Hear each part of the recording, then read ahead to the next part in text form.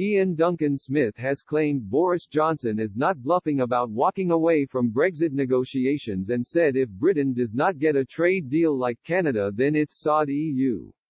His warning comes after Brussels refused to hand Britain a Canada-style trade deal despite being members of the bloc for 45 years.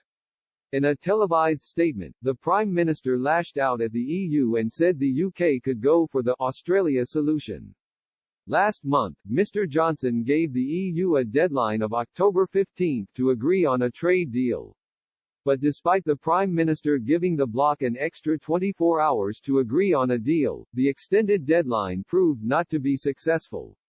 Mr. Johnson was told to walk away from negotiations by Brexiteers as the EU refused to budge on major issues such as fishing rights. And now, former Tory leader and pro-Brexit campaigner Iain Duncan Smith has said Mr. Johnson is not bluffing when it comes to walking away from crucial talks. In his latest column in The Sun, Mr. Smith said French President Emmanuel Macron played hardball. He said, "This was particularly the case with control of our fishing waters. That's why the statement from the European Council actually had the cheek to blame the British negotiators for not having got a deal and demanded they make concessions. I am told it still thinks the UK is bluffing. It couldn't be further from the truth. To emphasize that, I see that although Michel Barnier was getting ready to come to London to negotiate further demands by the EU, David Frost has told him not to bother." He went on to explain how Mr. Johnson has said the UK was now making preparations for an Australian-style trading deal with the EU.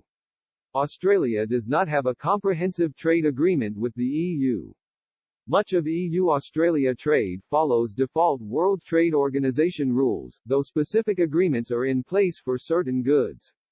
Mr. Johnson reportedly told Mr. Barnier not to bother contacting each other and claimed the EU is only offering a deal to benefit itself.